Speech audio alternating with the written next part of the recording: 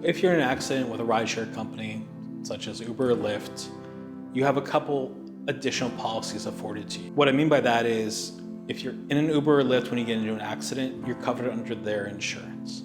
They generally carry very high limits, meaning that you're able to get the treatment that you need and that you're not necessarily restricted because someone may have a lower policy. So the types of damages available in a rideshare accident, generally these are going to involve the injuries a person suffered. However, if you're in a car and you get hit and you have your phone out and your phone breaks, that is something that you can recover for. But for most people, you're talking about the injury to their personal body, right?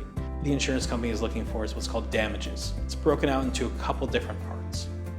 One being, what are your previous medical bills? What are the records showing? What future medical care are you going to need? Do you need care for the rest of your life? Did you miss time from work or were you fired? Were you running a small business and now instead of having one person helping you, now you need 3 because you're not able to do what you were doing before?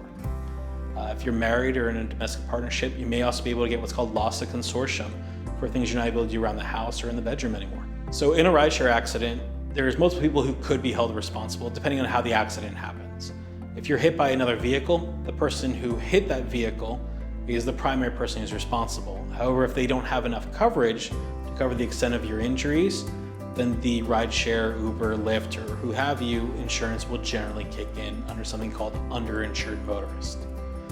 If you're in a vehicle, a rideshare vehicle that is at fault, you're going against the rideshare vehicle's policy unless you're the driver who actually caused the accident. So when it comes to rideshare accidents, people can sometimes see them as lottery tickets. Generally speaking, you're going to know that there's at least $1 million policy. But just because there's $1 million policy doesn't mean they're going to turn it over. The injury has to be there, the damages have to be there.